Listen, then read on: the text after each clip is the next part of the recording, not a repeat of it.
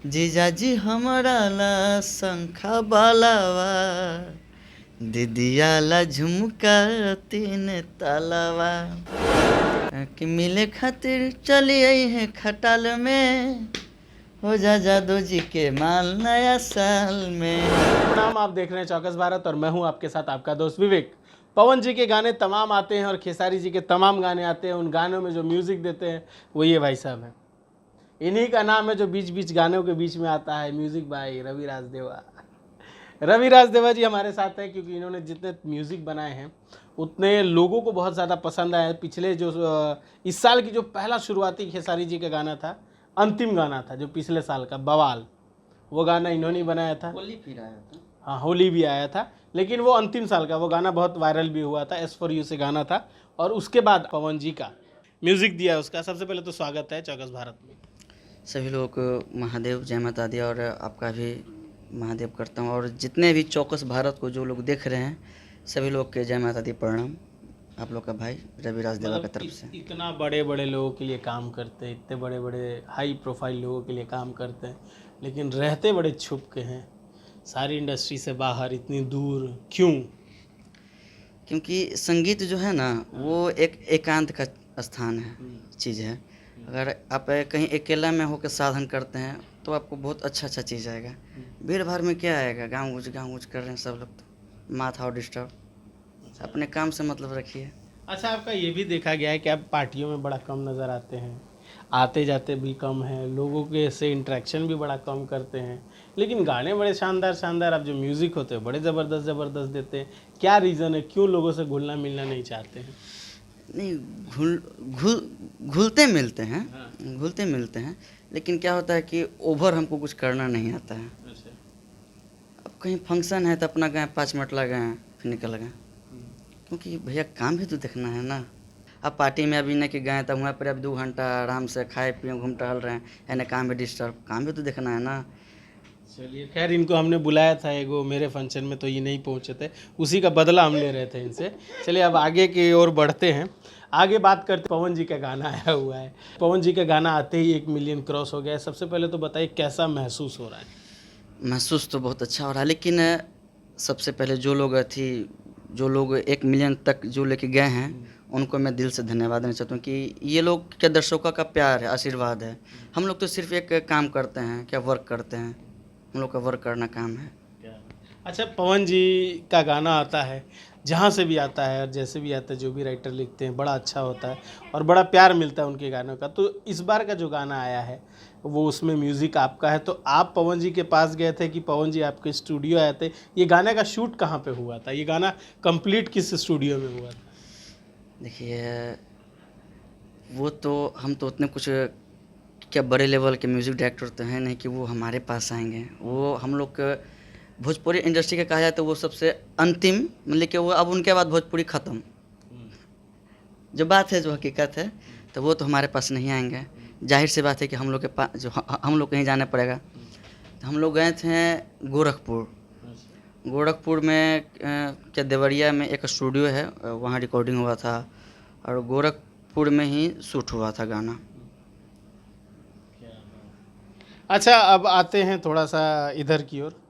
आपने कहा जिस तरीके से पवन जी आखिरी हैं, आखिरी पायदान है, उसके बाद भोजपुरी इंडस्ट्री कहीं नहीं है, तो खेसारी जी कहाँ हैं?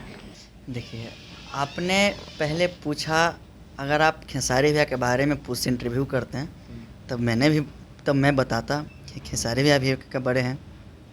मतलब पवन जी भी लेजेंड है और खेसारी जी भी लेजेंड है। हाँ, दोनों को लेजेंड है हमारे। आगे आते हैं, पवन जी के गाने पे विवाद चल रहा है गाने को लेकर के, और बहुत बड़ा विवाद नहीं है, हालांकि जो भोजपुरी इंडस्ट्री में चलता रहता है वही विवाद सेम टू सेम है। कहा जा रहा है कि गाना जो है वो किसी और का था। 3 दिन पहले प्रमोद प्रेमी साहब ने भी गाया है, उससे पहले एक और सिंगर है राहुल कोई है, उन्होंने भी, राहुल यादव भी है, उन्होंने भी ये गाना गाया है। उसके बाद पवन जी के पास इस तरीके का गाना पहुंचना, इस तरीके का गाना उनकर गाना, और उसके बाद भोजपुरी इंडस्ट्री में जो लोग हैं वो ट्रोल करना शुरू कर चुके हैं कि ये गाना चोरी का है, और हालांकि पवन जी के गाने चोरी के नहीं होते हैं। तो इस पे आपकी क्या राय है? गाना चोरी का ही है कि ओरिजिनल है? क्या है मामला, क्या है? देखिए, का मैटर कुछ नहीं, कुछ खास बड़ा इशू नहीं है। देखिए, अब बात रहा तो सावन की बात है, एक साली उस गाने में जो भाव है, अपना टिकुली सेनुर बिंदिया 3 ताला झुमका मांग रही है, बस वही बर्ड है। अब वही बर्ड अब तो अब सावन में तब जो साली मांगती है तब वो तो कुछ और तो नहीं मांगेगी। लेकिन ऐसा ऐसा कैसे हो सकता है कि अलग अलग राइटें हो, हुक लाइन मिल सकता है, चलिए ठीक है, पंच लाइन मिल सकता है, लेकिन हूबहू पूरा गाना मिल रहा है, तो इस पे आपने कभी ध्यान नहीं दिया? जैसे आप म्यूज़िक बनाते हैं, तमाम म्यूज़िक बनाते हैं, तो आपको पता रहता है कि अगर आप म्यूज़िक बजा रहे हैं, अगर वैसा म्यूज़िक पहले बजा हुआ है तो आपके दिमाग में सेट रहता है कि नहीं, इस तरीके का म्यूज़िक नहीं आना चाहिए, नहीं तो कॉपीराइट का इशू आएगा। तो आपको नहीं महसूस हुआ कि इस तरीके का कोई गाना पहले से गा चुका है लोग, उसके बाद पवन जी को इस तरीके का गाना देना? देखिए, सबसे पहले तो ये बात है कि काम से इतना बिजी थे कि हम किसी दूसरे का गाना तो सुनने का तो भैया टाइम टेबल तो हमारे पास तो नहीं रहता है। अब बात रहा कि अब दुनिया में अब हम सुबह क्या बजाते हैं, क्या मैटर रहता है, शाम को हमको खुद नहीं आता कि मैंने किसका काम किया। अब वो सब अब हम सबका मैटर अगर सुनते चले यूट्यूब पर, तो मेरा भी धंधा पानी है, मेरा भी तो काम करने का। हाँ, अगर आपको कहीं म्यूज़िक में कॉपीराइट का कुछ इशू लगे, जो आपने बात बताया कि आप म्यूज़िक बजाते हैं तब अगला के भी काम करते हैं, कॉपीराइट का बहुत बड़ा आजकल अथी चला हुआ, ट्रेंड चला हुआ है। तो ऐसी तरह से भी अगर कहीं अगर म्यूज़िक में अगर आप लोगों को लगे कि यहाँ पर कॉपी अगर ये म्यूज़िक अगला से मैच कर रहा है, तब आप बताइए हमको। तो वो क्या म्यूज़िक ना है, काम है, क्या सेक्शन है, क्या लिरिक्स तो सेक्शन है नहीं। तो इनका काम नहीं है भैया, लिरिक्स राइटर की गलती है कि किसकी गलती है, तो सबूत आने के बाद पता लगेगा। जो काला नाग जी ने कहा है कि सबूत देंगे। चलिए थोड़ा सा आगे बढ़ते हैं, सावन ख़त्म होने वाला है, बहुत कम दिन बचे हुए हैं, और जो काम था सावन का लगभग ख़त्म हो चुका है। अब जो लोकगीत आने शुरू होंगे, तो कितने प्रोजेक्ट पुराने जो हैं वो बन चुके तैयार हैं कि जैसे ही सावन हटेगा रवि राजदेवा के म्यूज़िक से लोकगीत आने वाले हैं? कितने सारे गाने कंप्लीट हो चुके हैं और किनके किनके? लमसम 6, 7, 8 गीत आप लोग के 6, 7 क्या मतलब कि उसके बाद सावन बीतते बाद आप लोग, अब हम काउंटिंग करके क्या बता सकते हैं, देखते जाइएगा कि क्या छूटते जा रहा है, क्या छूट रहा है, क्या आने वाला है, क्या नहीं आने वाला है। ऐसे इसमें बड़े जो कहा जाता है, गुंजन जी हो, पवन जी हो, खेसारी जी हो, जो तमाम अंकुश राजा जी हो, बड़े बड़े जो गायक हैं, उनके कितने गाने अभी एडिट हो चुके हैं जो कि सावन के बाद आने वाले हैं? अभी तो फिलहाल ऐसा है कि लोकगीत पर अभी हम भीड़े नहीं हैं। अभी तो हम खुद सावन से मतलब कि नहीं छूटे हुए हैं, कुछ काम बाकी है। तो जैसे सावन बीतता है तो हम सब का अब एडिट पर लगते हैं, उनका मास्टरिंग पर लगते हैं, क्या लोकगीत पर, और उसके बाद ही ना तो हम कुछ कर सकते हैं ना कि किसका कब आएगा, किसका कब नहीं आएगा। हम चाहेंगे जाते जाते 2 गाना आपकी तरफ से, एगो पवन जी का और एगो खेसारी जी का। पवन जी का जो आज गाना आया हुआ है वो, और खेसारी जी का वो गाना जो पिछले साल के अंतिम 31 तारीख को रिलीज़ हुआ था, बवाल वाला।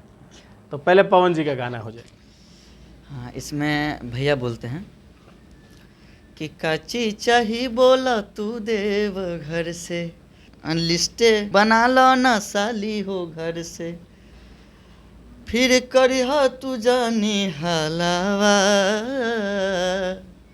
तब गायिका बोलती है, ये शिल्पी राय, जीजाजी हमारा ला शंखा बालावा, दीदिया ला झुमका 3 तालावा। क्या बात है। अब खेसारी जी के अंदाज में हो जाए थोड़ा सा, बवाल गाना अगर याद हो आपको तो, क्योंकि फोर्स नहीं करूँगा, बहुत पुराना गाना हो गया है, बहुत हिट भी गाना था, उसका प्रेस कॉन्फ्रेंस भी हम लोगों ने किया था। तो वो गाने का कुछ line, punch line, hook line आपको याद है क्या? हाँ, हुक लाइन याद है। उसमें ये लाइन रहता है कि मिले खातिर चली आई है खटाल में, हो जा जादू जी के माल नया साल में। क्या बात है। चलिए अब ये गाना S4U से आप लोग तो थे ही, हमारे मुन्ना भैया लिखे थे, और प्लस अच्छा इसका मतलब रेवेन्यू था, अच्छा गाना बजा था, बहुत बजा था साहब। चलिए, हम लोगों को समय देने के लिए और विवाद से बचते रहने के लिए आपका बहुत बहुत शुक्रिया। बहुत बहुत आपका भी।